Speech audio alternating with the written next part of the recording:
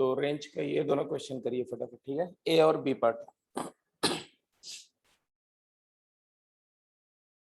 कौन से मेथड से करेंगे इसको?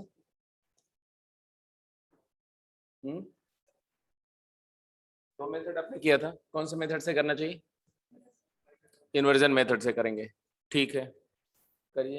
इन्वर्जन मेथड से बताओ, सबसे पहले क्या करेंगे आप? सबसे पहले डोमेन देखेंगे। डोमेन तो दिख रहा है क्या?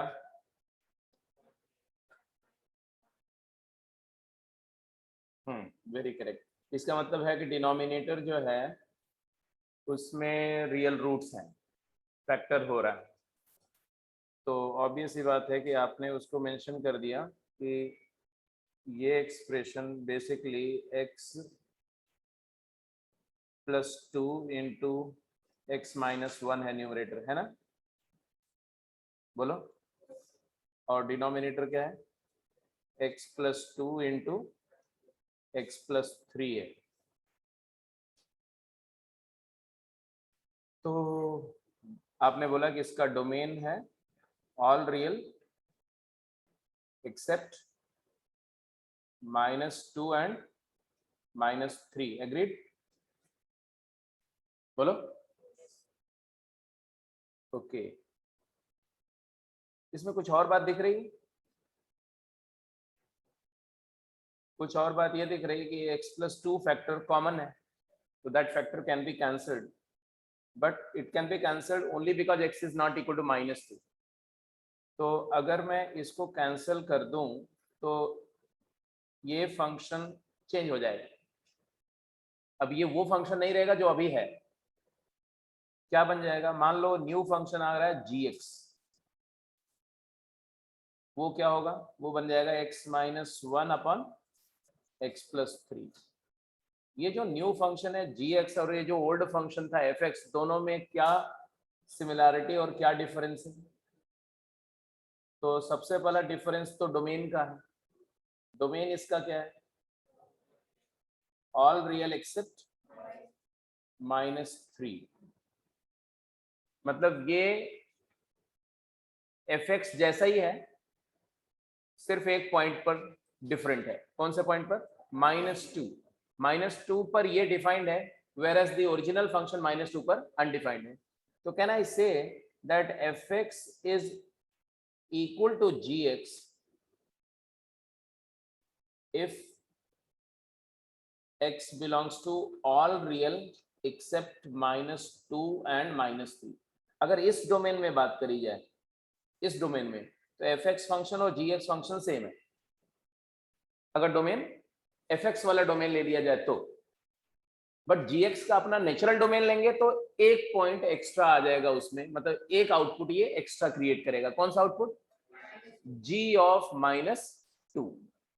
तो g of -2 is an additional output, है ना, एज g ऑफ -2 इज, क्या आएगा? g of -2 -3 is an additional output. ये आउटपुट f क्रिएट नहीं करेगा, ये वैल्यू f की नहीं आएगी, बाकी सारी वैल्यू f और g की क्या आएगी? सेम आएगी। इस बात का मतलब इनको बोलेंगे अभी अगर मैं ये डोमेन लूंगा तो दोनों आइडेंटिकल फंक्शन, बट अपने नेचुरल डोमेन में दोनों आइडेंटिकल फंक्शन नहीं है। तो मुझे किसका निकालना था? रेंज fx का, बट हम किसका निकालने जा रहे हैं? gx का, क्योंकि gx का निकालना आसान है एज कम्पेयर टू fx। तो find the range of gx। For range of gx क्या करेंगे? निकाल ही लिया होगा आपने।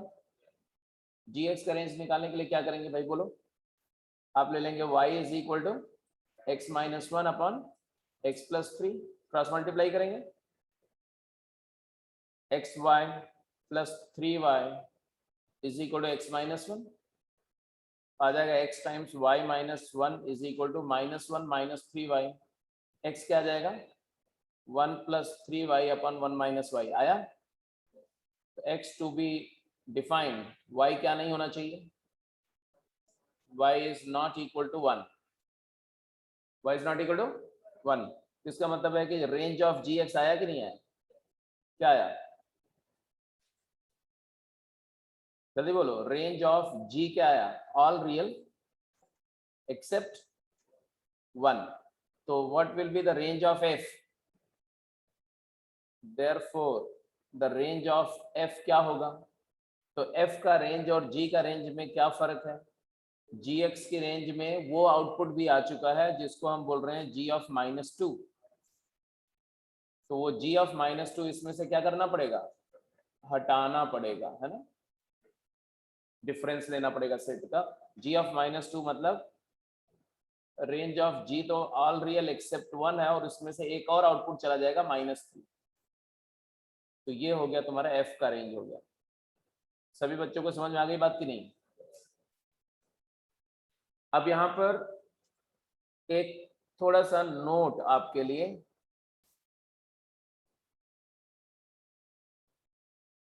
नोट यहाँ इस स्टेप पर यहां से डायरेक्ट भी रेंज बताई जा सकती है, डायरेक्ट कैसे वो समझो। ये जब भी दो पॉलिनोमियल, दो लीनियर पॉलिनोमियल का रेशियो होता है उसको बोलते हैं रैशनल लीनियर फंक्शन। तो ये कैसा फंक्शन है, ये कैसा फंक्शन है, रैशनल लीनियर। और जितने भी रैशनल लीनियर फंक्शन होते हैं they represent a hyperbola, rectangular hyperbola, rectangular hyperbola represent करते हैं।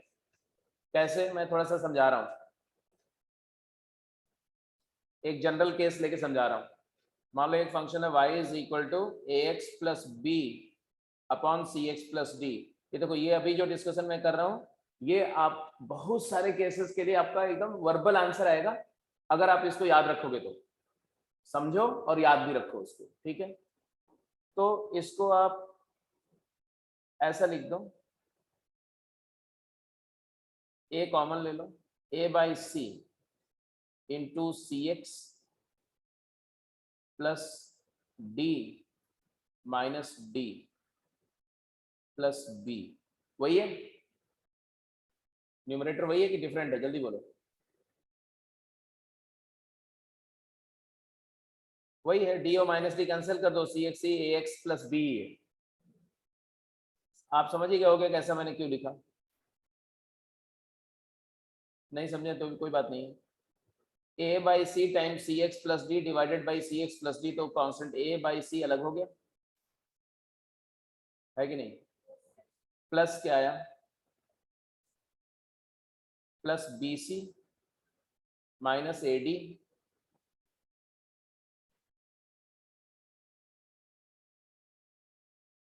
Bye c into c x plus d, बोलो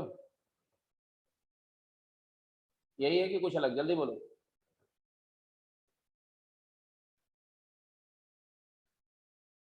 अरे ए बाई सी तो अलग हो गया, उसको तो छोड़ दो। A by c into a d minus a d by c plus b किया तो एलसीएम लिया तो क्या आया कि b c minus a d divided by c, तो ये हो गया ऐसा, है ना। इसका मतलब ये ऐसा हो गया ना, y minus a by c into x plus d by c is equal to b c minus a d by c square.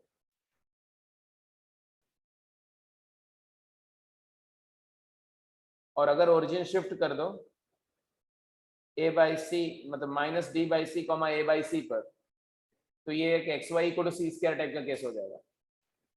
It will convert to x y is equal to capital C square, ऐसा case बन जाएगा। और ये क्या होता है, rectangular hyperbola होता है, ठीक है।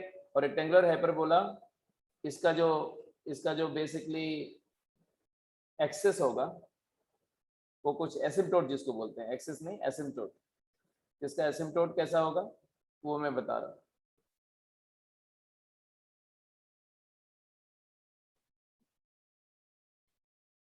हाँ जी, तो एसिम्पटोट विल बी कैसा होता है रेक्टेंगुलर हाइपरबोला वैसे, by the way coordinate frame को टच करता हुआ था, कुछ याद है कि नहीं 11th का कॉन्सेप्ट? अरे बोलो, ऐसा होता है ऐसा। जैसे बॉयल्स लॉ होता है ना, पीवी इक्वल टू कांस्टेंट, तो x y equal to constant, तो reciprocal function y is equal to 1/x function है, फर्स्ट क्वाड्रेंट में हुआ और थर्ड में हुआ, और माइनस सी स्क्वायर हो जाएगा तो सेकंड और फोर्थ में होगा। बात उसकी नहीं है, मेरे को उसका ग्राफ ऑफ से ज्यादा लेना देना नहीं, मैं सिर्फ ये बोल रहा हूँ कि ये कौन से वैल्यू कहाँ पर डिफाइंड नहीं है और कौन से वैल्यू ये नहीं टेकअप करेगा। तो कौन सी वैल्यू नहीं टेकअप करेगी, ये कौन सी लाइन है, ये है y equal to a by सी,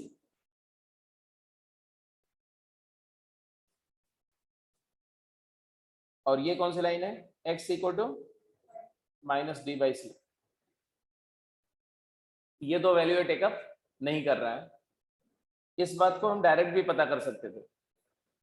अब इसकी रेंज क्या आएगी, इसकी रेंज क्या रही है, व्हाट इज रेंज, तो range is all real except a by c. अरे y क्या नहीं हो रहा है, तो y a बाई सी नहीं हो रहा है, क्योंकि a बाई सी तो हॉरिजॉन्टल एसिम्पटोट है, तो a बाई सी वैल्यू तो फंक्शन कभी नहीं टेकअप करेगा। तो मैंने ये रेंज जो अभी कैलकुलेट करके दिखाई, ये डायरेक्ट कैसे आ सकती है ये मैं आपको बता रहा हूँ। ये डायरेक्ट कैसे, मतलब उससे क्या होगा कि ऐसा फंक्शन देखो तो इसका रेंज निकालने के लिए जो आप क्रॉस मल्टीप्लाई करके और ये करके तमाम 2-3 लाइन कर रहे हैं, वो सब करने की जरूरत नहीं है, आप स्ट्रेट देख के बोल दो किसकी रेंज ये होगी। कैसे देखो, ये a बाई सी जो डिनाइड आउटपुट है, जो आउटपुट बार्ड है, प्रोहिबिटेड है, वो कैसे पता चलेगा, इसको देखो, जो ये इंफिनिटी पे वैल्यू टेकअप करता है वो नहीं वैल्यू होगी इसकी। मतलब इसको अगर मैं लिखूं a upon a plus b by x divided by c plus d by x, यही होगा ना। अगर आप न्यूमरेटर और डिनोमिनेटर को x से डिवाइड कर दो और फिर x को क्या ले लो, x अप्रोचेस टू इंफिनिटी, तो इंफिनिटी पे इसकी वैल्यू क्या आएगी, a बाई सी। तो इंफिनिटी पर वो वैल्यू नहीं है, वो लिमिट है। और आपने क्या पढ़ा था प्लस वन में, limit is something which is approached, which is not necessarily attend. तो इंफिनिटी पर वैल्यू थोड़ी निकाल सकते किसी फंक्शन का, x की वैल्यू इंफिनिटी डाल के वैल्यू कभी निकली है, क्योंकि x इंफिनिटी कभी नहीं होगा तो ये वैल्यू कभी अटेन नहीं होगी। ये सिर्फ लिमिटिंग वैल्यू है, इसलिए ये वैल्यू को रेंज में नहीं होना चाहिए। जैसे अब इसको देख के बताओ कौन सी वैल्यू इसकी रेंज में नहीं होनी चाहिए,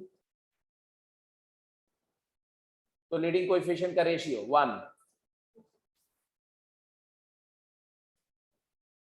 ठीक है।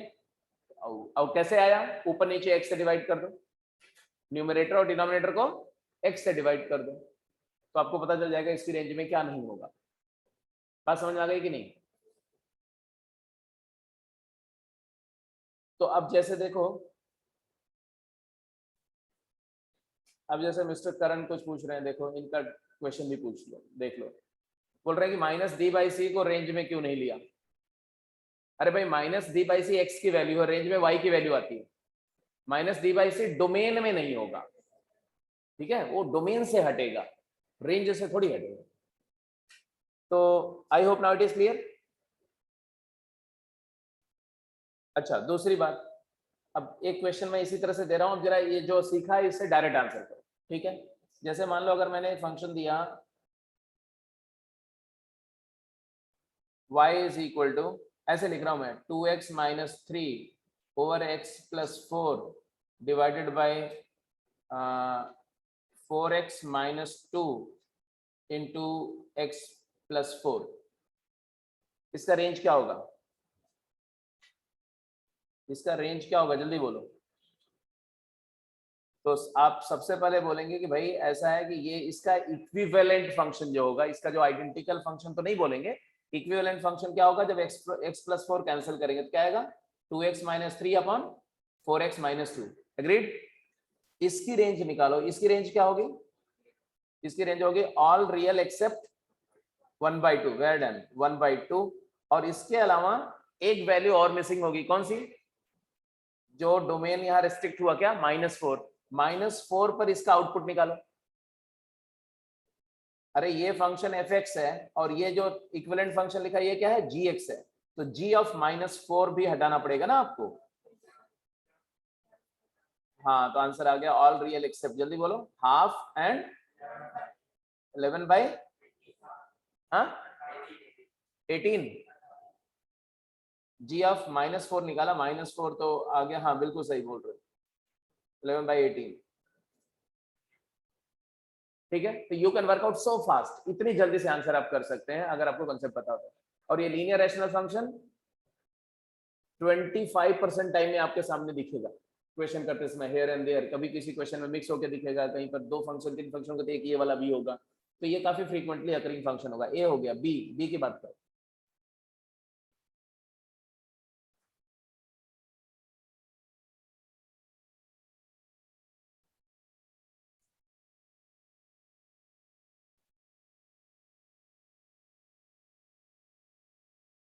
तो ये फंक्शन का रेंज आपने निकाल दिया, और इसका डोमेन क्या होगा वो तो आपको पता ही है, ऑल रियल एक्सेप्ट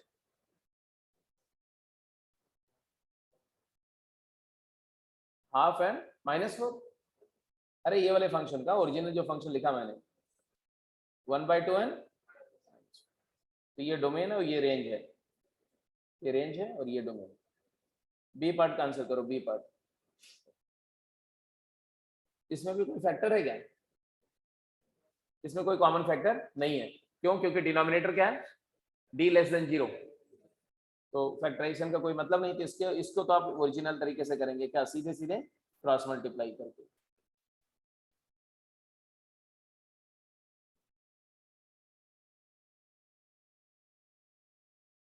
तो y -1 into x square plus 4y -5 into x plus 5y -2 equal to 0। Agreed? x to be real, क्योंकि इसका डोमेन क्या है, डोमेन है all real number. x to be real, इस क्वाड्रेटिक का d क्या होना चाहिए?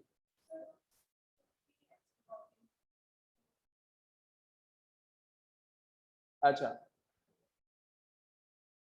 4y -3 है ना, ठीक है। x to be real, d greater than equal to 0, complete करो। d पॉजिटिव या 0 करेंगे तो आएगा 4y -3 का होल स्क्वायर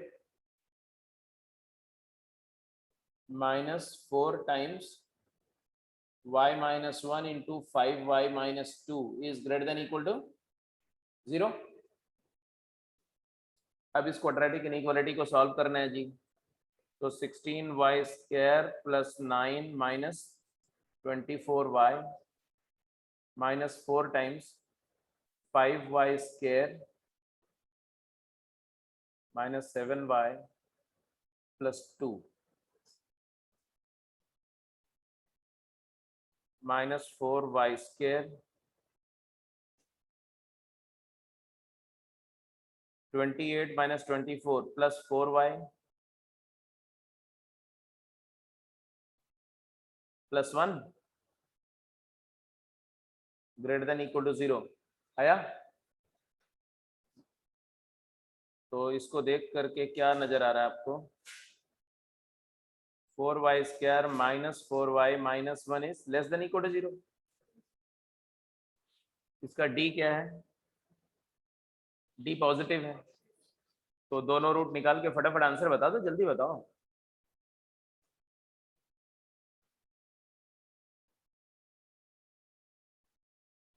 इसके 2 रियल रूट होंगे, एक रूट मान लो अल्फा है और एक रूट मान लो बीटा है। छोटा वाला रूट अल्फा है, बड़ा वाला बीटा है। Leading coefficient positive negative positive, answer आएगा y belongs to alpha to beta closed. अब अल्फा बीटा की वैल्यू निकाल लो, मतलब दोनों रूट निकाल लो तो आंसर आ गया। दोनों रूट निकालने के लिए क्वाड्रेटिक फार्मूला यूज कर लो, 4 plus minus under root b square is 16 plus 16 divided by 8। क्या आया जरा बताओ तो, 4 plus minus 4√2 divided by 8, it is equal to 1 plus minus √2 by 2। Agreed? तो आंसर आया 1 माइनस √2 बाय 2 से लेके 1 plus √2 by 2। This is the range of this expression. ये फंक्शन की रेंज निकल गई। समझ में आ गया कि नहीं? जल्दी बोलो, कोई डाउट, कहीं पर कोई तकलीफ? तो रैशनल एक्सप्रेशंस अगर है, दो पॉलिनोमियल का रेशियो है, तो सबसे पहला स्टेप क्या करना चाहिए? पहला स्टेप है कि डिनोमिनेटर पॉलिनोमियल का फैक्टर देखो है कि नहीं है, मतलब उसका डी पॉजिटिव है या उसके रियल रूट है कि नहीं है। अगर रियल रूट नहीं है तब तो आपको रैशनल वाला मेथड से आना पड़ेगा, क्रॉस मल्टीप्लाई एंड गो है। बट अगर उसका रियल रूट है तो कॉमन फैक्टर देखो, कॉमन फैक्टर कैंसिल करके इक्विवेलेंट फंक्शन बना लो जो स्लाइटली उससे सिंपल होगा, उसका रेंज निकालो और डोमेन चेंजेस के कॉरेस्पॉन्डिंग जो एडिशनल आउटपुट उसके अंदर इन्वॉल्व हो रहे हैं उनको हटा दो, you get the answer. Clear है?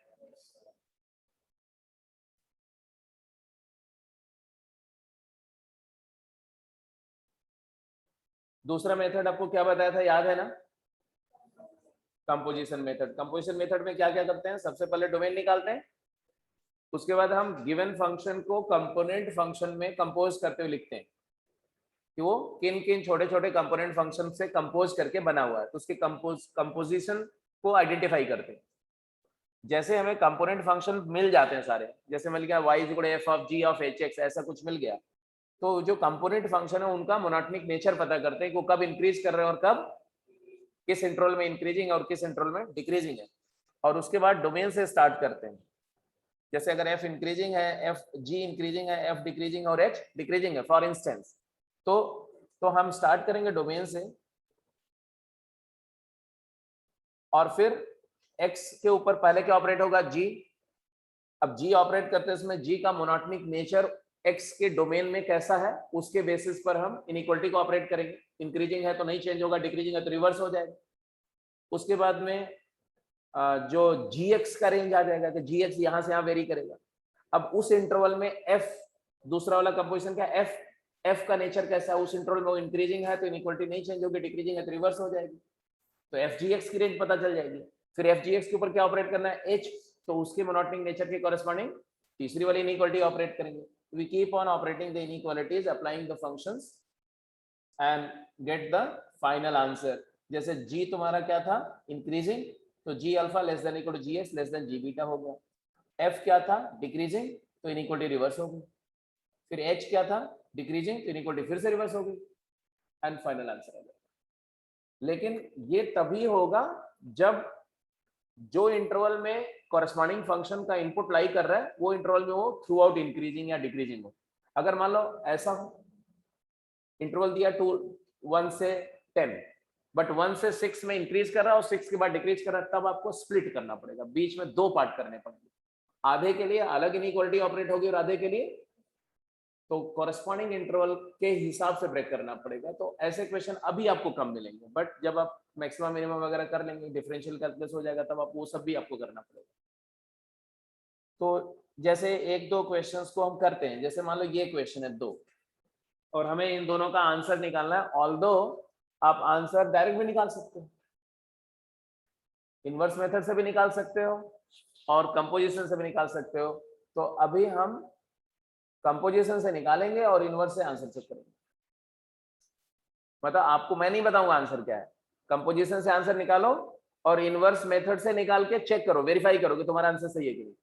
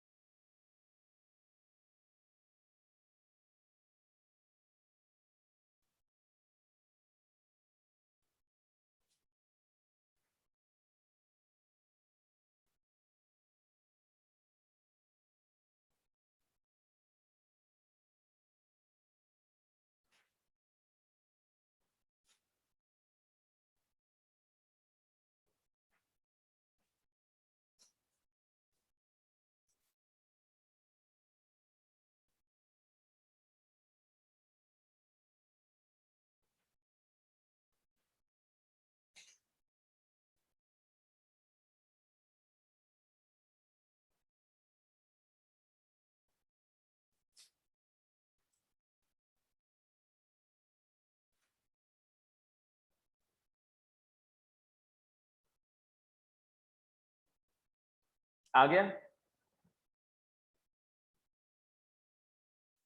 Late me take up one of them, एक करते हैं कंप्लीट। कौन सा कर रहे हैं आप लोग?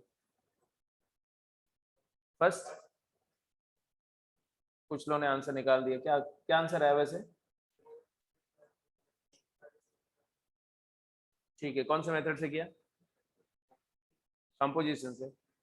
कंपोजिशन से करेंगे तो इसको आपने लिखा होगा 2 times x square plus 4 minus 4 minus 3 divided by x square plus 4, right? उससे आ गया तुम्हारा 2 times x square plus 4 divided by x square plus 4 and minus 11 by x square plus 4. So virtually it becomes 2 minus 11 divided by x square plus 4. ये क्यों किया मैंने? Because अब ये easily आप इसको समझ सकते हो कि कैसे कंपोज हो रहा है फंक्शन।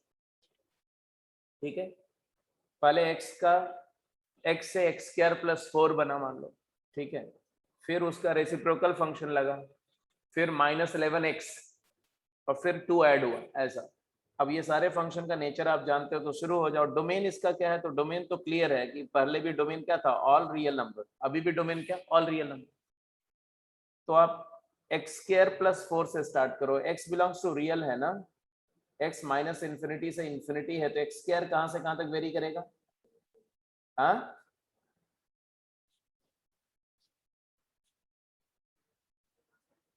इतना इतना डर के क्यों बोलते हो यार? इस पर तुम लोगों को मतलब पीएचडी कराई हुई मैंने 11th में। X square belongs to 0 close से इन्फिनिटी। अब इसके बाद क्या करो? 4 ऐड कर दिया तो क्या आ गया? 4 से इन्फिनिटी, है कि नहीं? 4 से इन्फिनिटी कि 4 से इन्फिनिटी प्लस 4 है? ईशान, इन्फिनिटी होगा कि इन्फिनिटी प्लस 4 होगा? अच्छा, वो भी वही होगा। अच्छा, फिर क्या करें? रेसिप्रोकल, दोनों साइड पॉजिटिव है, रेसिप्रोकल का पहला लॉ लगेगा 1/4 greater than equal to 1 upon x square plus 4 greater than 0। 0 पे क्लोज रहेगा और 4 पे 1/4 पे ओपन रहेगा, चलेगा? 0 पे ऊपर रहेगा, 1/4 पे क्लोज रहेगा। हाँ, ऐसे चलेगा, मत बोल देना। फिर इसके बाद क्या करने का अगला स्टेप? -11 से मल्टीप्लाई करना। -11 से मल्टीप्लाई करने का मतलब है कि f(x) is equal to -11x function operate करना, इनपुट टाइम्स -11। तो ये डिक्रीजिंग फंक्शन है, इनइक्वालिटी रिवर्स होगी, आएगा -11/4 less than equal to -11/x square plus 4 less than 0, चलेगा? अगला स्टेप, हाँ, 2 ऐड करना, मतलब f(x) is equal to x plus 2 input plus 2, ये फंक्शन ऑपरेट करना है। कैसा फंक्शन है? इंक्रीजिंग। तो 2 ऐड करने पर इनइक्वालिटी चेंज नहीं होगी, तो क्या आएगा? -3/4 less than equal to y less than 2। तो रेंज क्या आई? रेंज ऑफ फंक्शन आ गया -3/4 क्लोज्ड टू +2। ठीक है, बिकॉज डिनोमिनेटर 0 नहीं है, कॉन्टिन्यूअस फंक्शन है, 0 पर इसकी वैल्यू जो आएगी वो -3/4 है, इवन फंक्शन है। अब देखो, ये सब भी एक्सपीरियंस होने के बाद ये सब वर्बली आंसर करेंगे, ये सब करना नहीं पड़ेगा आपको। ये एक इवन फंक्शन है, मतलब y एक्सिस के वर्ड सिमेट्रिक होगा, ठीक है, और 0 पर वैल्यू इसकी क्या आएगी? ये फंक्शन की बात करो, 0 पर वैल्यू क्या आएगी? -3/4, -3/4, 0, -3/4, और यहां से इसका ग्राफ कुछ ऐसा होगा, ऐसा सिमेट्रिक होगा ऐसा। और इन्फिनिटी पर इसकी वैल्यू क्या आएगी? इन्फिनिटी पे वैल्यू नहीं, लिमिट, इन्फिनिटी पे लिमिट क्या आएगी? 2। तो ये ऐसा y = 2 पर जाके ऐसा ऐसे इन्फिनिटी पे जाके इस लाइन में मर्ज करेगा। जब आप ग्राफिंग करके देखो ग्राफ वाले मेथड से तो आ भी जाएगा। भाई ग्राफ कैसे बनेगा? इसका ग्राफ कैसे बनेगा? तो x² + 4 का ग्राफ तो जानते ही हो, पैराबोला अपवर्ड ऐसा। इसका रेसिप्रोकल करोगे तो रेसिप्रोकल करने पे इंक्रीजिंग का क्या हो जाता है? डिक्रीजिंग। तो ये 4 जहां वैल्यू हो रही है वहां 1/4 आ जाएगी, और 1/4 के बाद ऐसे डिक्रीज करते हुए इन्फिनिटी पे 0 हो जाएगा, ऐसा ग्राफ हो जाएगा। ये किसका ग्राफ है? ये था एक्स स्क्वायर प्लस 4 का ग्राफ। ये किसका ग्राफ है? 1/x square plus 4। फिर इसमें जब आप नेगेटिव से मल्टीप्लाई करोगे तो ये इमेज हो जाएगा ऐसा, एक्स एक्सिस में से रिफ्लेक्ट हो जाएगा, क्योंकि पॉजिटिव वैल्यू सारी की सारी नेगेटिव हो जाएगी। -11, ये किसका ग्राफ हो गया नीचे वाला? -11/x square plus 4। फिर इसमें 2 ऐड करेंगे तो 2 यूनिट ऊपर चला जाएगा, इसलिए ऐसा ग्राफ आएगा। अभी किसको टच कर रहा है? एक्स एक्सिस को टच कर रहा है। 2 यूनिट ऊपर जाएगा तो y इक्वल टू 2 लाइन को टच करेगा इन्फिनिटी पे जाकर के। तो इसका मतलब y equal to 2 value attain नहीं करेगा, इसीलिए 2 ओपन आ रहा है।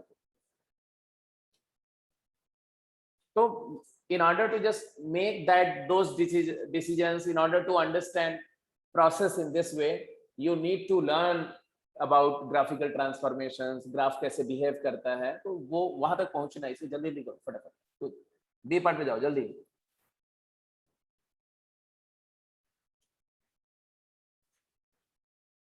मतलब अगर कैलकुलस जिस दिन तुम्हें समझ में आ जाएगी पूरी ना, उस दिन दुनिया को लेकर तुम्हारा नजरिया बदल जाएगा। ऐसे सामने अगल बगल देखोगे ना तो तुम्हें कुछ अलग चीजें नजर आएंगी। You will become a different, all together different human being. Nature को ऑब्जर्व करने का, चीजों को ऑब्जर्व करने का, हर चीज में तुम्हें कैलकुलस नजर आती हुई दिखेगी। you'll see the calculus playing its role everywhere। Drive कर रहे हो, एक्सीडेंट कर रहे हो, एक्सीडेंट हो रहा है, फोड़ रहे हो, तोड़ रहे हो, जोड़ रहे हो, जो भी चल रहा है, ये पंखा चल रहा है, ये चल रहा है, ये यहाँ कुछ हो रहा है, हर जगह तुम्हें कैलकुलस डांस करती नजर आएगी।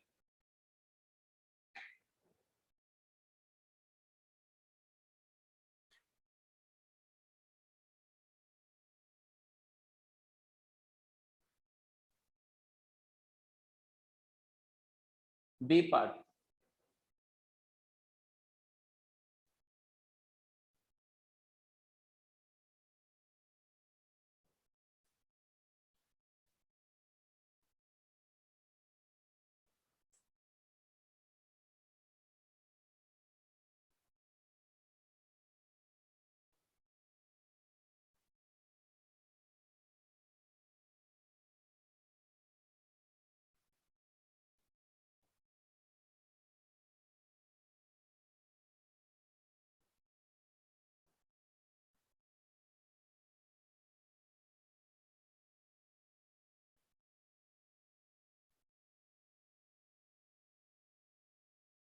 अच्छा, ये डायरेक्ट भी दिख रहा था ना कि एक्स स्क्वायर पर इसकी लिमिट 2 हो रही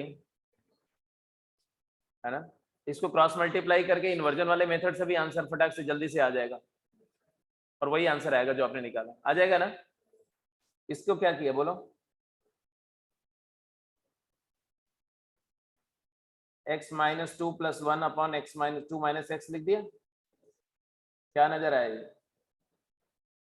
1/2 - x - 1। डोमेन क्या है? हाँ, ऐसी बातें मत बोलो, लोग बहुत नाराज हो जाएंगे आपसे। जमाना बहुत खराब है बेटा, पत्थर मारते लोग, 1 सेकंड नहीं लगाते हैं लोग पागल करार घोषित करने में। एक गलती आपसे हुई, आप पूरी लाइफ अच्छा काम करेंगे और एक मिस्टेक आपसे होगी, लोग आपको पागल घोषित कर देंगे। इतने बुरे दौर में जी रहे हैं आप, तो ऐसे दौर में जीने के लिए आपको परफेक्ट सुपर ह्यूमन जैसा बिहेव करना पड़ेगा, अपने आप को कंटिन्यूअस इंप्रूव करना पड़ेगा। ऐसे नहीं बोल दो ऑल रियल एक्सेप्ट टू सब गड़बड़ हो जाएगा। रूट है ना, रूट है तो ये चीज पॉजिटिव बोलो। फैंटास्टिक। 1 close to 2 open. और बिना पेन चलाए हुए आंसर हो जाता है, नहीं होता है? बाहर हटाओ, x-1/2 - x पॉजिटिव चाहिए, लीडिंग कोएफिशिएंट नेगेटिव है, तो नेगेटिव पॉजिटिव नेगेटिव, तो दोनों रूट के बीच का, तो 1 क्लोज्ड और 2 डिनोमिनेटर में x = 2 नहीं होना चाहिए, तो 2 ओपन, खत्म। ये डोमेन आया, दोनों पूरा पॉजिटिव इंटरवल है ना। अच्छी बात है। अब क्या करें बोलो? 2 - x कैसा फंक्शन है? डिक्रीजिंग, अरे नेगेटिव स्लोप की लाइन है बाबा, डिक्रीजिंग फंक्शन है। 2 माइनस एक्स इस पे ऑपरेट कर सकते हैं, क्या हो जाएगा 1 पर वैल्यू क्या आएगी भाई, डिक्रीजिंग है तो 1 पे मैक्स वैल्यू आएगी और 2 पर मिनिमम, तो 2 पर वैल्यू क्या आएगी 0 0 और 1 पर क्या आएगी 1, तो 2 माइनस एक्स कहां से कहां तक वेरी करेगा 0 से 1, हेलो 0 से 1, 0 ओपन होगा कि क्लोज, ऑब्वियसली ओपन, क्योंकि 2 वैल्यू तो नहीं दे सकते ना इसमें, और 1 क्लोज। अब इसको मैं डायरेक्ट लिखता ऐसे लिखता है x वेरीज 1 से 2, फिर माइनस एक्स वेरीज -2 से -1, फिर उसमें 2 ऐड करता, तो 3 स्टेप बचा दिए मैंने, डायरेक्टली लिख दिया। आप चाहो तो 1/2 माइनस एक्स भी डायरेक्टली लिख सकते थे, क्योंकि अगर 2 माइनस एक्स डिक्रीजिंग है तो ये पूरा फंक्शन कैसा फंक्शन है, इंक्रीजिंग है कि नहीं, इंक्रीजिंग है और कंटिन्यूअस भी है, इस इंटरवल में डिफाइंड भी है, कहीं पर कोई लफड़ा भी नहीं है। तो अगर इंक्रीजिंग फंक्शन है या डिक्रीजिंग फंक्शन है थ्रू आउट और कंटिन्यूअस है, तो आप सीधे ऑपरेट करो उस फंक्शन को, इनइक्वालिटी के लिए डायरेक्ट ऑपरेट कर सकते हो। अगर मैं डायरेक्ट ऑपरेट करता तो क्या आता है बताओ, इंक्रीजिंग फंक्शन 1 पर वैल्यू उसकी जो आएगी वो क्या आएगी 1, और 2 पर इंफिनिटी, बट इंफिनिटी रहेगा ओपन, तो हमारा आंसर डायरेक्ट भी लिखा जा सकता था। चलो अब लिख दो, क्या आएगा 1 less than 1/2 minus x less then infinity, 1 close रहेगा और 2 पर ओपन रहेगा। अच्छा यहां से भी वही आता, अब इसके बाद रेसिप्रोकल करेंगे तो यही आएगा ना, इनइक्वालिटी रिवर्स होगी, 1 वाला इधर आ जाएगा, 0 वाला इधर चल जाएगा। बट ये यहां से डायरेक्टली ये लिखा जा सकता है, ये बात समझ रहे हो कि नहीं। अच्छा इसके बाद में -1 करने पे इनइक्वालिटी चेंज ही नहीं होती है, कुछ भी ऐड सब्ट्रैक्ट करने से, तो आप ये पूरा डायरेक्टली ऑपरेट कर सकते थे, ये पूरा डायरेक्टली भी ऑपरेट कर सकते थे। ये पूरा फंक्शन क्या है, ये पूरा, अब ये देखो धीरे धीरे हम अपने रेंज बढ़ा रहे हैं, पहले 2 माइनस एक्स के बारे में कुछ प्रेडिक्ट किया, फिर रेसिप्रोकल, फिर -1 करके मैंने बोला ये रूट के अंदर जितना फंक्शन है पूरा फंक्शन कैसा है, इंक्रीजिंग। अच्छा अगर ये इंक्रीजिंग है तो इस पर रूट खुद ही इंक्रीजिंग है, तो ये पूरा फंक्शन ही इंक्रीजिंग है। आप डायरेक्टली चाहते तो डायरेक्ट आंसर इसका दे देते, डायरेक्ट क्या कि मिनिमम 1 पर आउटपुट क्या आएगा, 1 पर 1 ही आएगा, अरे 1 पर नहीं, हाँ 1 पर 0 आ जाएगा, और 2 पर क्या आएगा, 2 पर इंफिनिटी आएगा ओपन, तो 0 से इंफिनिटी इसका आंसर आ गया। किसका रेंज आया, fx का रेंज क्या आया 0 क्लोज्ड से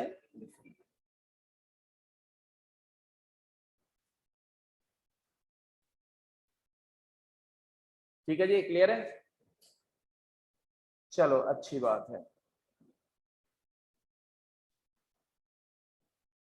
और मैं चाहता हूं कि आप ये एनालिसिस कर सको, वैसे पूरी कहानी तो आपको पता ही है कि अगर इसको नहीं करेंगे तो एक एक स्टेप कैसे जाएंगे वो तो पता है ना, क्या x वेरीज 1 से 2, फिर -x वेरीज -2 से -2 ओपन से -1 क्लोज, फिर 2 ऐड किया, 2 माइनस एक्स वेरीज 0 ओपन से 1 क्लोज, बोलो 2 ऐड किया ना 1 क्लोज, फिर रेसिप्रोकल करेंगे तो आ जाएगा infinity greater than 1/2 minus x greater than equal to 1, फिर इसके बाद में क्या किया 1 सब्ट्रैक्ट किया, तो आ गया infinity greater than 1/2 minus x -1 greater than equal to 0, और रूट ऑपरेट करने पे कोई फर्क नहीं पड़ेगा क्योंकि 0 से इंफिनिटी का रूट भी क्या होगा 0 से इंफिनिटी, तो you will get the same answer from there only. ये सारे स्टेप ऐसे दिखाते हुए आगे चलिए। अब जरा रैपिड फायर राउंड में क्वेश्चंस करते हैं, जल्दी जल्दी आंसर बताइए, हर क्वेश्चन के लिए 15 सेकंड।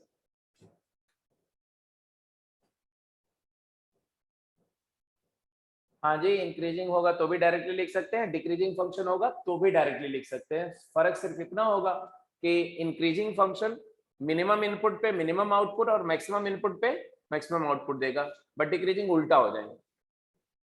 जब x की वैल्यू मिनिमम होगी तो आउटपुट मैक्सिमम होगा, और जब मैक्सिमम इनपुट होगा तो आउटपुट मिनिमम होगा। तो इंटरवल वही आएगा, इंटरवल उसी तरह से ऑपरेट करके आएगा। दिक्कत तब आएगी जब फंक्शन नॉन मोनोटोनिक होगा, कि कुछ दूर इंक्रीज किया फिर डिक्रीज किया फिर इंक्रीज किया। तो उस केस में अब ऐसे सोचो कि अगर कोई फंक्शन इंक्रीजिंग है तो इसकी रेंज क्या होगी, यहाँ ये स्मॉल m है और ये कैपिटल M। इंक्रीजिंग फंक्शन है तो रेंज क्या हो गई, small m to capital M। Clear है? अच्छा, अगर कोई फंक्शन डिक्रीजिंग है तो इनिशियली में कैपिटल M और बाद में स्मॉल m, तो यहाँ भी रेंज क्या होगी, small m to capital M। ठीक है? लेकिन अगर कोई फंक्शन ऐसा है इंक्रीज कर रहा है और बाद में डिक्रीज भी कर रहा है, तो मैक्सिमा कहीं बीच में होगी, ये कैपिटल M होगा, और स्मॉल m इन दोनों में से कौन सा छोटा है उस पर डिपेंड करेगा। समझ रहे हो कि नहीं समझ रहे हो? मान लो ये वैल्यू FA है और मान लो ये वैल्यू FB है, तो इसका रेंज क्या होगा, रेंज होगा minimum of FA comma FB से चल के कैपिटल M तक, और वो भी ये दोनों अगर अटेन हो रही है तो, अगर वो लिमिटिंग वैल्यू है तो ओपन इंटरवल हो जाए। समझ रही बात कि नहीं? और अगर ऐसा हो तो ऐसा, तो यहाँ पर मिनिमम वैल्यू स्मॉल m आएगी, मैक्सिमम वैल्यू इन दोनों में जो बड़ी हो। Are you getting my point और नॉट? ये FA है और ये FB, ये डिक्रीज कर रहा था फिर इंक्रीज कर रहा था, इसकी रेंज क्या होगी जल्दी बोलो? स्मॉल m से स्टार्ट होगा, हाँ, larger of FA comma FB, ऐसे ऐसे डिसीजंस होंगे। चलिए, अभी तो उस तरह की सिचुएशन आपको रेयरली मिलेगी, अभी तो बस एंजॉय द लाइफ।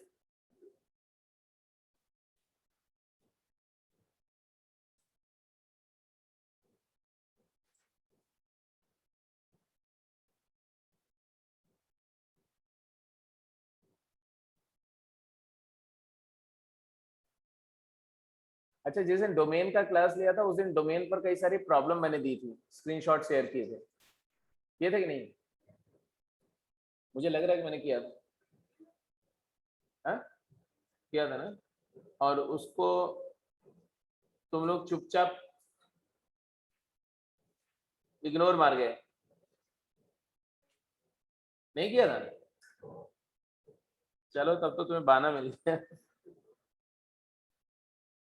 ओके जी, फिर मैं शेयर कर देता हूँ, अभी कर दूंगा क्लास के बाद, याद दिलाना, तो उसको कर जाना आप, है ना? डाउट होंगे तो उसको डिस्कस कर लेंगे, क्योंकि डोमेन रेंज पर आपको प्रैक्टिस करनी पड़ेगी थोड़ी अच्छे से। हाँ जी, पहला क्वेश्चन का आंसर क्या है? हाँ, ए पार्ट में डोमेन ऑल रियल और रेंज के लिए x² + 4 की वैल्यू 4 से इंफिनिटी होगी, और रूट लेने के बाद में आंसर आ जाएगा 2 से इंफिनिटी। तो रेंज क्या हुई जल्दी बोलो? 2 क्लोज से इंफिनिटी। आप ऐसे ही बोल सकते हो कि भाई ये कॉन्टिन्यूअस फंक्शन है, इसकी मिनिमम वैल्यू 2 आएगी, क्योंकि x² 4 का मिनिमम 4 है और 4 का रूट 2 है, तो 2 लीस्ट वैल्यू है, और मैक्सिमम वैल्यू तो अंदर भी बता देगा कि इंफिनिटी हो रही इसकी।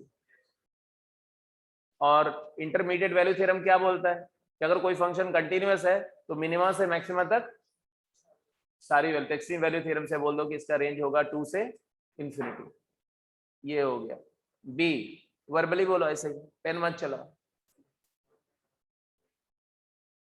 पहली बात तो बोलो कि इवन फंक्शन है, तो मैं अगर 0 क्लोज से इंफिनिटी में देखूं तो भी चलेगा, रेंज वही आएगी। 0 से राइट साइड में ये फंक्शन डिक्रीजिंग फंक्शन है, क्योंकि x² इंक्रीजिंग है, x² + 4 इंक्रीजिंग है, तो रेसिप्रोकल डिक्रीजिंग है, मतलब 0 पर वैल्यू जो होगी वो मैक्स होगी और इंफिनिटी पर मिनिमम होगी।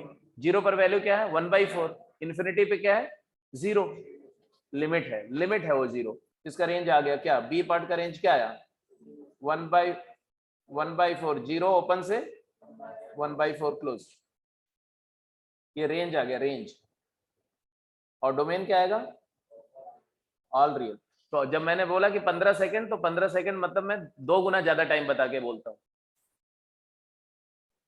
मतलब अगर मैं 15 सेकंड बोल रहा हूँ और तुम 15 सेकंड में नहीं आंसर कर रहे हो, इसका मतलब है कि आप जो है वो you are missing the mark. ठीक है, ये हो गया। अगला, अगला बोलो, क्या बोल रहे हो? डोमेन की रेंज, रेंज बताओ। डोमेन बता रहे हैं, डोमेन, डोमेन कितने कितने एकदम शाउट करके बोलते हैं यार ये। हाँ ठीक है, डोमेन सही है, बिल्कुल सही। रेंज बोलो, चुप्पी, सन्नाटा। रेंज बोलते समय सन्नाटा छा गया है।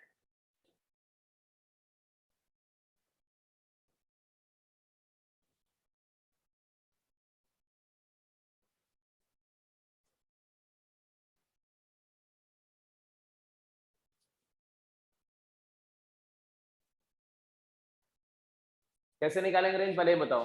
पेन पेन पेन रखो है, बहुत कुछ कैलकुलस में बहुत सारा काम मेंटल होता है। मतलब इतना मेंटल वर्क करो कि आप बस मेंटल ना हो बस, मतलब उस हद तक मेंटल वर्क करना आपको सीखना पड़ेगा, क्योंकि जितना आप लिखोगे ना उतना टाइम ज्यादा कंज्यूम होगा। लेकिन इसका मतलब ये भी नहीं कि लिखना ही बंद कर दो, लिखना पड़ेगा बट ऑप्टिमाइज करना पड़ेगा कि बिना प्रिसीजन, बिना एक्यूरेसी को लूज किए हुए, बिना प्रिसीजन को लूज किए हुए, without compromising with errors and mistakes, जितना काम आप मेंटली कर सकते हैं वो करने की कोशिश करिए। प्लानिंग, वर्किंग, ये एक क्वाड्रेटिक का रेसिप्रोकल है। क्वाड्रेटिक की रेंज कैसे निकालते हैं? Completing the square. Quadratic range कैसे निकालते हैं? Completing the square. लेकिन वो लोग कंप्लीटिंग द स्क्वायर करके क्वाड्रेटिक की रेंज निकालते हैं जो मीडियोकर होते हैं। जो समझदार होते हैं वो क्वाड्रेटिक को देखते हैं ऐसे हवा में।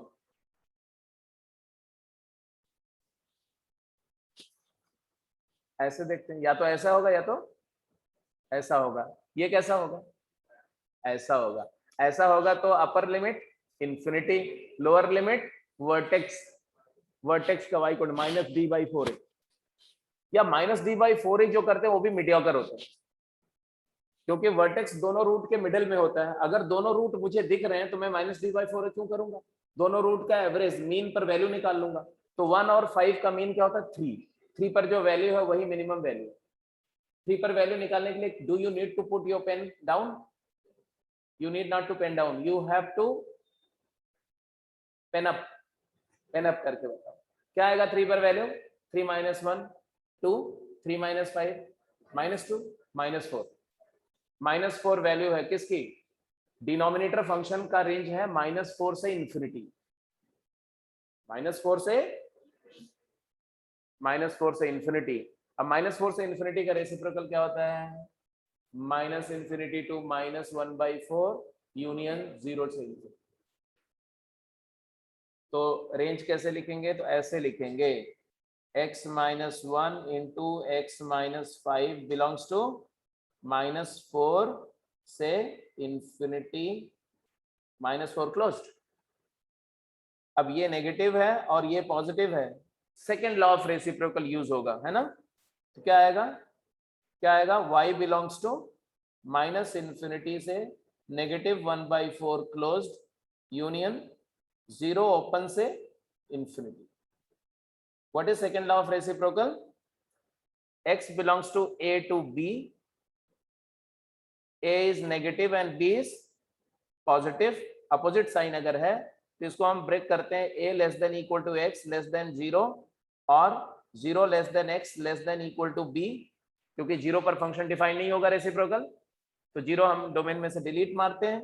फिर रेसिप्रोकल करते हैं 1/a लेस का ग्रेटर इक्वल टू 1/x। ये 0 नेगेटिव है और ये 0 पॉजिटिव है। 0 नेगेटिव का रेसिप्रोकल माइनस इंफिनिटी, और 0 पॉजिटिव का रेसिप्रोकल इंफिनिटी लेस का greater 1/x greater equal to 1/b।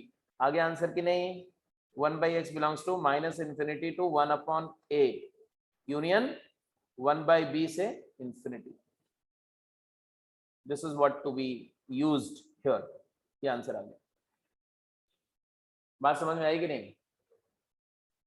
अब देखो मैं इस पर ग्राफिकली दिखा रहा हूं, मतलब इसलिए नहीं कि आप डर जाओ, इसलिए कि आप भी ऐसे सोचने की आदत डालो। ग्राफिकली कैसे दिखा रहा हूं? डिनोमिनेटर में जो क्वाड्रेटिक है उसका ग्राफ तो पता है तुम्हें, कैसा होगा? 1 से, मान लो ये 0.1 है और ये 0.5 है मान लो, तो ग्राफ ऐसा होगा, ऐसा ही होगा ना, ऐसे कुछ ऐसे ऐसे ऐसा होगा, ऐसा ग्राफ होगा। एग्रीड और नॉट? अच्छा जी। और ये लाइन कौन सी है? ये वाली x = 1 लाइन हो गई, और ये वाली लाइन कौन सी हो जाएगी? x = 5 हो जाएगी। जब आप रेसिप्रोकल करोगे तो 1 पर वैल्यू 0 हो रही है, तो रेसिप्रोकल क्या हो जाएगा? या तो प्लस इन्फिनिटी या तो माइनस इन्फिनिटी।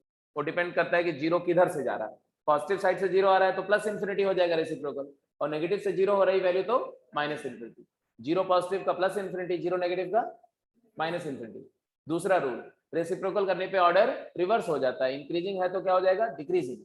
मतलब अगर इसका रेसिप्रोकल फंक्शन का ग्राफ करेंगे तो जहां पर ये इन्फिनिटी वैल्यू रही उसका रेसिप्रोकल 0 हो जाएगा, और ये डिक्रीज कर रहा है ना, ये डिक्रीज करते आ रहा है कि नहीं, तो रेसिप्रोकल इंक्रीजिंग फंक्शन होगा। जब ये डिक्रीज करते हुए 0 की तरफ आ रहा है, वैल्यू की बात करें, y देखो, y डिक्रीज करते हुए 0 को आ रहा है, तो 1/y इंक्रीज करते हुए इन्फिनिटी को जाएगा। कौन सा इन्फिनिटी? प्लस की माइनस? क्योंकि y जो है 0 को अप्रोच कर रहा है प्लस साइड से कि माइनस साइड से? अरे ऊपर से 0 आ रहा है तो पॉजिटिव 0 है ना, पॉजिटिव 0। अरे 3, 2, 1, 0.1, 0.01, 0.001, 0.001 क्या हो रहा है? 0 पॉजिटिव है तो उसका रेसिप्रोकल क्या होगा? Plus infinity. इसलिए इसका रेसिप्रोकल फंक्शन का ग्राफ में ड्रॉ कर रहा हूं, ये इंक्रीज करते हुए जा रहा है, कहां जा रहा है? Plus infinity. इसी लाइन में मर्ज हो जाएगा। कौन सी लाइन में? x = 1, x = 1 उसका क्या हो जाएगा? वर्टिकल एसिम्पटोट, ऐसे जाके उसमें से टच कर जाएगा ऐसा। बट जैसे ही इनपुट 0 से 1 से आगे जाएगा, 1 से जरा सा आगे जाएंगे तो वैल्यू क्या हो जाएगी? नेगेटिव। 0 नेगेटिव बोलते हैं उसको। उसका रेसिप्रोकल क्या होगा? Minus infinity. तो यहां पर ग्राफ इधर से स्टार्ट होगा, ऐसे ऐसे, क्योंकि ये तो डिक्रीज ही कर रहा है, तो डिक्रीजिंग का रेसिप्रोकल क्या होता है? इंक्रीजिंग। तो ग्राफ ऐसे आएगा, ऐसे ऐसे। यहां पर वैल्यू क्या रही थी? -4। अरे क्वाड्रेटिक की वैल्यू क्या आई थी? मिनिमम -4। -4 का रेसिप्रोकल -1/4। यहां ऐसा, जहां तक ये डिक्रीज कर रहा है रेसिप्रोकल इंक्रीज कर रहा है। दिख रहा है कि नहीं? रेसिप्रोकल मतलब रेसिप्रोकल फंक्शन का कलर चेंज कर रहा हूं मैं। ये जो रेड कलर से ड्रॉ कर रहा हूं ये क्या है? ये वाला फंक्शन का ग्राफ होगा, और यहां भी रेड कलर से ऐसे। अब इसके बाद क्या होगा? अब इस पॉइंट के बाद ये फंक्शन क्या हो गया? इंक्रीजिंग। तो रेसिप्रोकल क्या होगा? डिक्रीजिंग। और बिकॉज वर्टेक्स के बाद पैराबोला सिमेट्रिक होता है तो इधर वाला ग्राफ बिल्कुल वैसा ही होगा, ऐसा। ये जो रेड कलर का ग्राफ है, इस ग्राफ को देखो, अगर ये -4 है तो ये 1/4 है, नेगेटिव है, -1/4। रेंज दिख रही कि नहीं?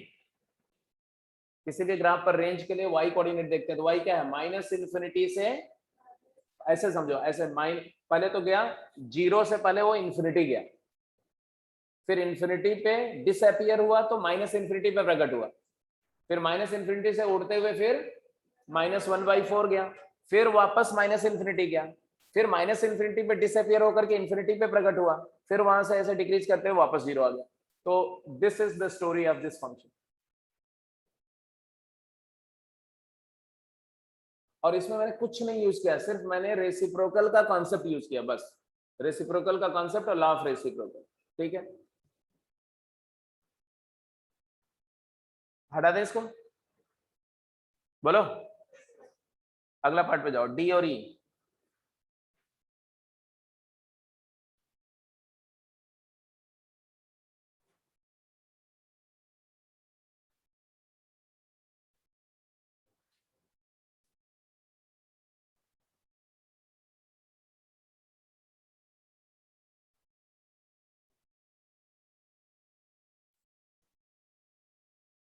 डी का domain all real, good. Range,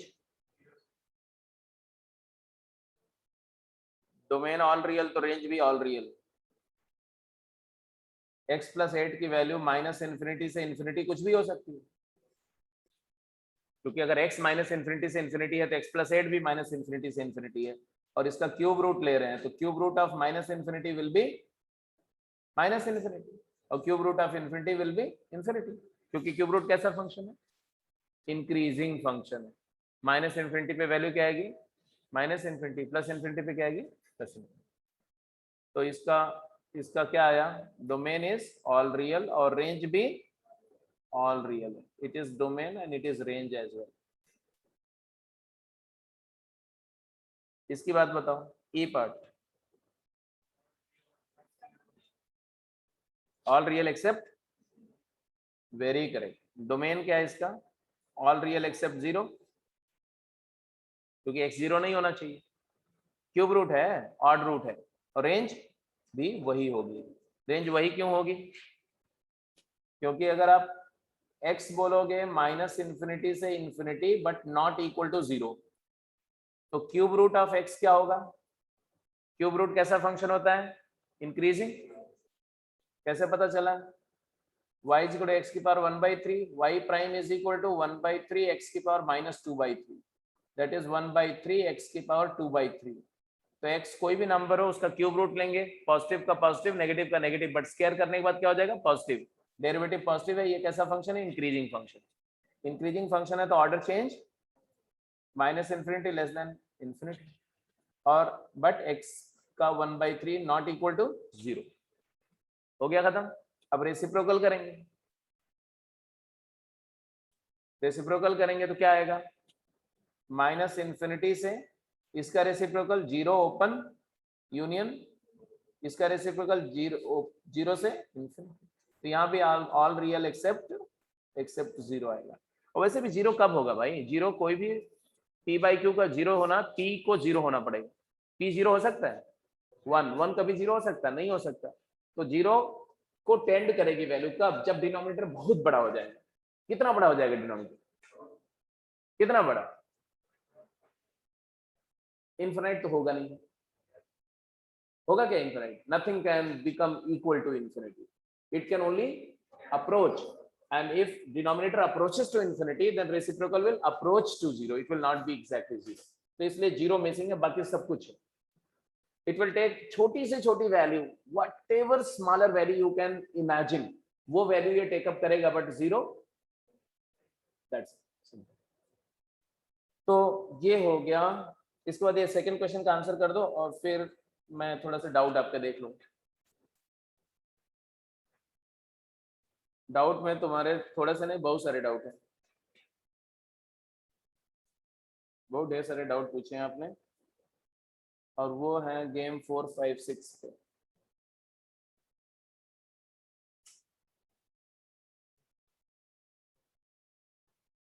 okay चलो भाई जल्दी करो, फटाफट जल्दी।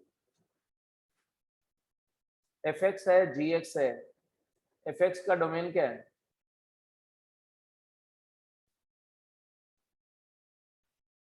fx का डोमेन क्या आएगा, एनसीआर जो फंक्शन होता है, एनसीआर, ठीक है। एनसीआर टू बी डिफाइंड, क्या कंडीशन होती है, n होना चाहिए नेचुरल नंबर और r होना चाहिए होल नंबर, और n की वैल्यू r से इक्वल या बड़ी होनी चाहिए। ये कंडीशन है एनसीआर और एनपीआर के डिफाइन होने की, दोनों की। इस बार इसको हमेशा याद रखना है। ये भी फंक्शन क्यों, क्योंकि हर इनपुट से एक यूनिक आउटपुट मिलता है, तो ये भी फंक्शन है और ये कंडीशन है। इफ यू फॉलो दैट, तो x+1 fx का डोमेन लिखने जा रहे हैं हम लोग। x+1 सी 2x - 8, क्या लिखोगे, x+1 नेचुरल नंबर होना चाहिए, 2x - 8 होल नंबर होनी चाहिए, और x+1 की value greater than equal to होनी चाहिए। अब जरा बताओ, इसका मतलब x क्या होना चाहिए, पहले वाले में x होल नंबर होना चाहिए, -1 तो नहीं हो सकता ना, x की वैल्यू 0 से स्टार्ट होगी, x belongs to whole number. और यहां से क्या है, 2x की value greater than equal to 0 होनी चाहिए, तो x की value greater than equal to 4 होनी चाहिए, तो x belongs to natural number but x is greater than equal to 4। तो इन दोनों को मिला करके यही आया ना कि x नेचुरल नंबर है और x 4 से बड़ा होना चाहिए। क्लियर है? यहां तक बात समझ में आई? अब इसको भी देख लो, यहां से क्या आ रहा है, x less than equal to 9। तो ये तीनों कंडीशन को फाइनली लो तो आया क्या कि x की वैल्यू नेचुरल नंबर होनी चाहिए, 4 से बड़ी होनी चाहिए, इक्वल होनी चाहिए, बट 9 से छोटी या इक्वल। तो 4, 5, 6, 7, 8, 9 ये किसका डोमेन आया? f फंक्शन का। f सिर्फ यही 6 नंबर्स के लिए डिफाइंड है। अब जैसे मान लो x की वैल्यू मैं 4 रखता हूं तो what do you get? 5c0। 5c0 तो डिफाइंड है ना, अब जानते हो 5c0 क्या होता है? 1। x की वैल्यू मैं 9 रखता हूं तो what do you get? 10c10, वो भी डिफाइंड है। 10c10 क्या होता है? 1। और बीच में तो होगा ही होगा डिफाइंड, राइट? अब gx का रेंज, आप gx का डोमेन आप बताओ, जल्दी बोलो gx का डोमेन।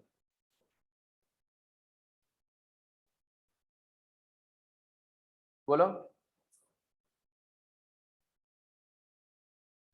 पहली कंडीशन आई कि x 5 से बड़ा होना चाहिए। बोलो। और -1 से बड़ा होना चाहिए, तो होगा ही होगा जब 5 से बड़ा हो गया तो।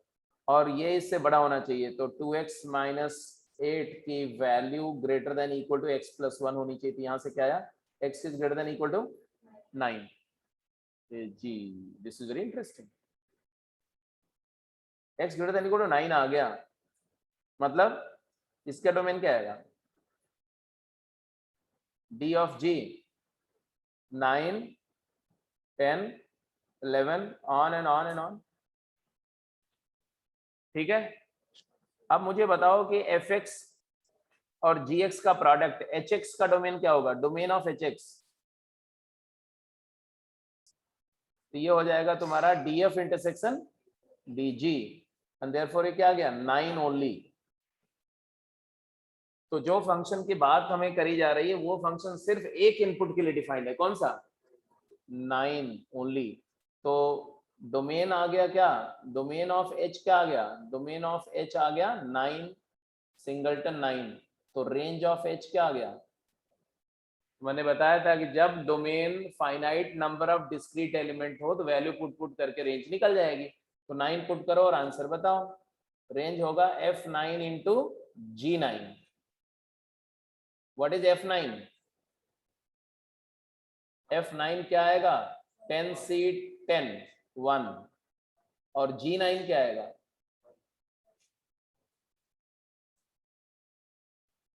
वो भी 10c10 है, 1। तो 1 इंटू 1 क्या होता है? 1। तो कुछ फंक्शन ऐसे भी मिलेंगे एनसीआर टाइप के, तो उनको भी आप समझ लेंगे। बात समझ में आ गई? तो अब आप रेंज पे क्वेश्चंस ट्राई करेंगे, ठीक है? कहाँ से ट्राई करेंगे? तो आप शीट तो आपको मिली ही है। कौन सी शीट में रेंज की प्रॉब्लम है? 8th में, हाँ जी 8th में। तो 8th का आप सारे सवाल कर जाएंगे, मतलब कर जाएंगे मतलब ट्राई करेंगे, ठीक है? तो वो जो जो डाउट होंगे सारे कल सुबह जो क्लास होगी उसमें डिस्कस होगी, ठीक है? डन। अब आ जाती है बात कि अपने जरा थोड़ा सा वो डाउट्स देखो। आपने जो डाउट शेयर किए हुए हैं वो सबसे पहले गेम 4 से मैं स्टार्ट कर रहा हूँ, ओके? गेम 4 देखो, गेम 4। गेम 4 का क्वेश्चन नंबर 24, 28, 36 सी से स्टार्ट, छठा का सी पार्ट। गेम 4 का छठा क्वेश्चन सी पार्ट। हाँ जी, 6th question c part. 6th question क्या है जी? अच्छा, e to the power x is equal to secant square ना secant x, and where x belongs to -∞ से 3π/2। ये किसने पूछा था? रीत, तुम्हारा डाउट है क्या? अच्छा, तो e के पावर -x हो गया तुम्हारा क्या? cos x। हुआ कि नहीं? अब ये ट्रांसेंडेंटल फंक्शन है तो इसका नंबर ऑफ सोल्यूशन निकालने के लिए क्या करते हैं? ग्राफ ड्रॉ करते हैं। ग्राफ ड्रॉ करते हैं, उसमें कॉस का ग्राफ ड्रॉ करेंगे और एक्सपोनेंशियल फंक्शन का ग्राफ ड्रॉ करेंगे, इजंट इट? कॉस का ग्राफ तो आपको आता ही होगा, तो ये लो 0 पर 1, 0 पर 1, और उसके बाद ये ग्राफ जो है ऐसा हॉरिजॉन्टली टच करते हुए ऐसे जाएगा, ऐसे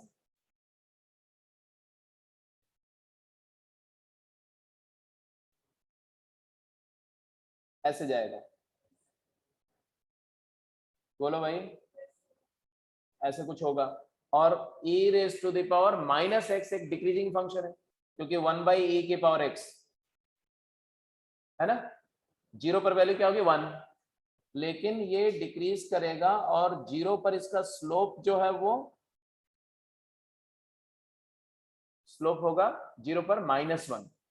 अरे y प्राइम लो, इसका y प्राइम करेंगे तो माइनस e की पावर माइनस एक्स आएगा, तो x इक्वल टू 0 पर क्या हो जाएगा? स्लोप -1। -1 मतलब 135 डिग्री एंगल पे टेंजेंट होगी। तो ये यहां से ऐसे 45 डिग्री पर ऐसे एक लाइन ड्रॉ कर दो, और इसी लाइन को टच करता हुआ ये ग्राफ आएगा। कौन ग्राफ? कौन graph? e raise to the power minus x का ग्राफ ऐसा होगा, ऐसा ऐसा। अब ये ग्राफ है y is equal to e raise to the power minus x, और येलो वाला ग्राफ क्या है? Secant x. और ये पॉइंट क्या है? π/2, और ये पॉइंट क्या है? पाई, और ये पॉइंट क्या है? 3π/2। 3π/2 का लाइन समझ रहे हो, देख रहे हो कि नहीं देख रहे हो? ये है। तो कितनी बार कट कर रहे हैं? 2 बार कट कर रहे हैं। कितनी बार कट कर रहे हैं? 2 बार, क्योंकि हमें 3π/2 पर रुक जाना है। 3π/2 के आगे अगर मान लो 2π कर देते तो आंसर क्या था? तब 3 सोल्यूशन हो जाते हैं। तो exactly 2 solution. Is that clear? Are you have any doubt? Please let me know. हाँ, बड़े एकदम दबे कुचले से, मरे मरे से बोलते हो क्लियर है। क्लियर है ना? बिल्कुल। हाँ जी, इसके बाद कौन सा डाउट था? इसके बाद डाउट था आपका क्वेश्चन नंबर 24, 28, 30, 29, 24, 28, 29, 30। ओके जी, ये लो, इसको हटा दो। 24 क्वेश्चन देखो। Log a base e upon x y minus z, y minus z is equal to log b base e upon z minus x is equal to log c base e upon x minus y। जब कभी equality हो something a by b equal to c by d, तो law of proportion use करो, इसको k मान लो। इसको k मानोगे तो आ जाएगा a is equal to e की power k times y minus z, b आ जाएगा e to the power k times z minus x, c आ जाएगा e to the power k times x minus y। हाँ या ना? कैसे आया? log a बेस e की वैल्यू आएगी k y माइनस जेड, तो a हो जाएगा e raise to the power k y minus z. Simple definition use करो मैं log की। अब a आ गया, तो अब इन्होंने बोला LHS एक्सप्रेशन का क्या था? a की power y square plus yz plus z square, तो ये क्या बनेगा? e की power k times y minus z into y square plus yz plus z square, यही आएगा। a raised to the power x whole to the power y is equal to a to the power x into y। अब ये क्या हो गया? ये क्या बन जाएगा? e to the power k times y cube minus z cube आ जाएगा। तो अगला वाला b की पावर में क्या आ जाएगा? z square plus x square plus zx, ये किस में कन्वर्ट हो जाएगा? ये बन जाएगा e to the power k times z minus x into z square plus x square plus z x, ये क्या हो जाएगा? e to the power k times z cube minus x cube, और इसी तरह से तीसरा हो जाएगा k times x cube minus y cube. तो तीनों को ऐड करके e की पावर 0 आ गया, तो आंसर क्या आ गया? 1। ठीक है? अरे ठीक है ना, कोई दिक्कत तो नहीं है? तो अगले क्वेश्चन पे चलें। 24 के बाद आपका डाउट था 28 अंदर कैसे आ गए? 28 क्वेश्चन, 29, 30, 28 क्वेश्चन देखो क्या चाहिए। 28 क्वेश्चन हट चले 28 पे। 28 क्वेश्चन क्या है देखो, the number of values of blah blah blah blah. 27 अच्छा क्वेश्चन था, किसी ने पूछा ही नहीं है। आंसर मैच कर गया था, जरा देख लेना आंसर को, तबीयत दोस्त खुश हो जाएगी। 27 का आंसर क्या है? 2 रूट है, एक अल्फा एक 4 है, और अल्फा एक रूट है जो 3 से 4 के बीच में लाई करता है। कितने लोगों ने कर लिया था जस्टिफाई? बोलो। 27 क्वेश्चन किसी ने पूछा नहीं, इसलिए मुझे सरप्राइज हुआ। 27 क्वेश्चन ये था। मैं 28 डिस्कस कर दूं जो आपने पूछा है, नहीं तो फिर बोलोगे कि मेरा वाला डाउट नहीं बताया। लॉग ऑफ जो आपने पूछा नहीं, मैं क्यों बताऊं, नहीं बताता। मॉड ऑफ साइन एक्स और 1 plus cos x equal to 2 बोल रहे हैं साहब। अब यहाँ एक बात बताओ, इसका डोमेन क्या होगा? डोमेन रेस्ट्रिक्शन क्या है? जब भी लॉग की कोई प्रॉब्लम सॉल्व करो तो सबसे पहले क्या देखो? डोमेन, उसके बाद सोल्यूशन। तो इसको डिफाइन होने के लिए ये पॉजिटिव होना चाहिए, जो कि हमेशा ही है, बस ये 0 नहीं होना चाहिए। मतलब 1 प्लस कॉस एक्स की वैल्यू 0 नहीं होनी चाहिए, मतलब कॉस एक्स की वैल्यू -1 नहीं होनी चाहिए, बस बाकी कुछ भी हो सकता है। और इसके साथ साथ मॉड साइन एक्स क्या होना चाहिए? मॉड साइन एक्स जो है वो मॉड साइन एक्स पॉजिटिव तो होगा ही होगा, अब 0 नहीं होना चाहिए और 1 नहीं होना चाहिए, बस। मतलब साइन एक्स की वैल्यू 0 और ±1 नहीं होनी चाहिए। क्या नहीं होनी चाहिए? Sine x is not equal to 0, -1 and 1। कितनी बात समझ में आ रही है? साइन एक्स की वैल्यू 0 या ±1 कब होती है? x n π/2 नहीं होना चाहिए। x क्या नहीं होना चाहिए? π/2 का मल्टीपल नहीं होना चाहिए, क्योंकि π/2 के ऑड मल्टीपल पर साइन की वैल्यू ±1 होती है और इवन मल्टीपल पर 0 हो जाती है। और ये अगर मैंने मना कर दिया तो ये भी अपने आप टेकन केयर ऑफ होगा। तो डोमेन रेस्ट्रिक्शन है कि x can be any real number except n π/2। अब आते हैं कि under the domain restriction base 1 से छोटा होगा, बेस इज 0 to 1, और इसका मतलब ये फंक्शन कैसा होगा? डिक्रीजिंग। लॉग कैसा फंक्शन हुआ? डिक्रीजिंग। तो 2 को लिख दो आप लॉग ऑफ क्या? अरे छोड़ो वो क्यों लिखने का, सीधे आंसर करो ना, सीधे साइन मॉड साइन एक्स का whole square equal to 1 plus cos x. आएगा कि नहीं आएगा? और यहां से आ गया sine square x equal to 1 plus cos x. आया कि नहीं आया? अरे बोलो हाँ। 1 minus cos square x equal to 1 plus cos x. आया कि नहीं आया? तो cos square x plus cos x 0। आया कि नहीं आया? तो यहाँ पर आया cos x into cos x plus 1। आया कि नहीं आया? तो यहाँ से आया कि cos x 0 होना चाहिए या -1 होना चाहिए। cos x -1 तो पहले मना किया गया,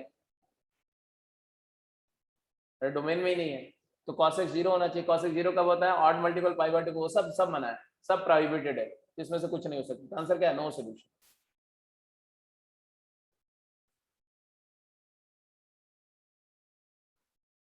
बोलो, अरे बोलो जल्दी बताओ क्या आया? Null set. ठीक है जी। अच्छा, इसके बाद आपने पूछा था 29 देखो, पढ़ाओ इसको। 29 क्वेश्चन में क्या बोला गया कि log sine x base 1/√2 greater than 0। 0 को लिख दो लॉग ऑफ 1 बेस 1/√2। अरे भाई इक्वेशन इनइक्वालिटी सॉल्व करते समय आप बेस सेम बनाते हो नहीं बनाते हो? एलएचएस आरएचएस में ये बना दिया, इसके बाद में ये कैसा फंक्शन है जी, बेस 1 से छोटा है तो कैसा फंक्शन है, डिक्रीजिंग फंक्शन है। तो इसका सोल्यूशन क्या आएगा, तो एक तो आएगा कि साइन एक्स पॉजिटिव होना चाहिए, क्यों, डोमेन रिस्ट्रिक्शन, लॉग डिफाइंड नहीं होगा अगर साइन नेगेटिव हो गया तो, मानते हो कि नहीं मानते हो, अरे बोलो हाँ या ना। और लॉग हटाने पे इनइक्वालिटी रिवर्स हो जाएगी, तो रिवर्स होने का मतलब है कि साइन एक्स की वैल्यू 1 से छोटी होनी चाहिए। तो दोनों को कंबाइन करके आया, साइन एक्स कहां से कहां लाई करना चाहिए, 0 से बड़ा और 1 से छोटा। 1 हो सकता है क्या, अरे 1 हो सकता है क्या, नहीं हो सकता है, 0 से 1। अब 0 से 1 साइन कब होता है, इंटरवल कौन सा देख रहे हैं, कौन से इंटरवल में सोल्यूशन पूछ रहे हैं, हाँ कहां से कहां तक, 0 से लेकर के 4 पाई ओपन। तो साइन का ग्राफ 0 से 4 पाई में मैं बताऊंगा कि आप बनाएंगे, हैं बना लिया, जब मुंह से बोलना ही है तो फिर बोल दो बना लिया, कुछ नहीं बनाया तो भी बोल दो बना दिया। देखो सब लोग एकदम तमाशा देख रहे हैं, ड्रॉ नहीं कर रहे हैं कोई भी। ये पाई, ये 2 पाई, ये 3 पाई और ये 4 पाई मेरा ही सिलेक्शन होगा, ये समझ लेना भाई, जो काम करेगा उसी का सिलेक्शन होगा ना। प्रॉब्लम कौन सॉल्व कर रहा है, मैं, तुम लोग आराम से बैठ के देख रहे हो। एनीवे अब इसमें हमें क्या देखना है, कब कब साइन की वैल्यू पॉजिटिव है, कब कब साइन की वैल्यू पॉजिटिव है, बट 1 नहीं होनी चाहिए, 1 नहीं होनी चाहिए। तो क्या आंसर आ रहा है, कुछ नहीं आ रहा है, ये 0 ओपन,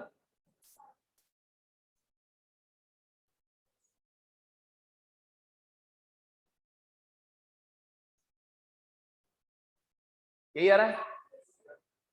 अब इस मतलब आंसर आ गया, x belongs to 0 to pi open union 3 pi to, हाँ 2 pi to 3 pi open except pi by 2 and 5 pi by 2। अब इस सोल्यूशन सेट में इन्होंने पूछा है क्या, number of values of x which are integer multiple of pi by 4। मतलब इस सोल्यूशन सेट में k पाई बाई 4 टाइप की कितनी नंबर्स हैं, k पाई बाई 4। तो एक तो दिख रहा है पाई बाई 4, एक दिख रहा है 3 पाई बाई 4, एक दिख रहा है 2 पाई प्लस पाई बाई 4, एक दिख रहा है 3 पाई माइनस पाई बाई 4। दिख रहा है कि नहीं दिख रहा है, पाई by 4, 3 pi by 4 and 2 pi plus pi by 4 and 3 pi minus pi by 4। कितने आ गए, 4, 4 सॉल्यूशंस, चार ऐसी नंबर है जो सेटिस्फाई कर रहे हैं। Is that clear, this was question number 29। अब 30th भी ऐसा ही कर लेंगे, 30th ऐसे कर लेंगे, लेकिन मैं फिर से आपको बता दूं 27वां क्वेश्चन जो आप में से किसी ने नहीं पूछा, that is the classic question of this sheet. इसमें सबसे अच्छा क्वेश्चन जो था वो 27 था। अगर उसका आंसर, दोनों आंसर आप जस्टिफाई कर ले रहे हो, एक तो जस्टिफाई कर जाओगे, अल्फा और 4 में से 4 आपको समझ में आ जाएगा, 4 किसी को भी दिख जाएगा थोड़ा अगर वो तेज बच्चा होगा तो, लेकिन अल्फा आंसर को जस्टिफाई करना ही क्लासिक, तो वो आपने नहीं पूछा इसलिए मैं बता नहीं रहा हूँ आपको। जब तक आप मेरे से पूछेंगे नहीं ना, गिड़गिड़ाएंगे नहीं, तब तक मैं बताऊंगा नहीं। 27वां क्वेश्चन आपको फिर से सोचना है, और इसके बाद अगली बार एक्सरसाइज का क्या हाल है वो अब आगे डिस्कस क्या होगा। जितने आपने बोले हैं ना वो मैंने यहाँ नोट करके रखे हुए हैं, G5, G6, G7 का इसका जो सोल्यूशन मैं कल शेयर करूंगा आपको, ठीक है, क्योंकि लाइव क्लास तो ऐसा नहीं ले पाऊंगा उसमें, क्योंकि कल सुबह मुझे सिलेबस में ही क्लास लेनी है आपकी। तो कल क्या डिस्कस करेंगे हम लोग, इंजेक्टिविटी, सर्जेक्टिविटी, क्योंकि अब डोमेन निकालना सीख गए हो, रेंज निकालना सीख गए हो, बस डोमेन रेंज की जरूरत होती है उसमें, ठीक है। तो कल इंजेक्टिव सर्जेक्टिव फंक्शन, उसका टेस्टिंग वगैरह वो सब चीज करेंगे, ठीक है। चलो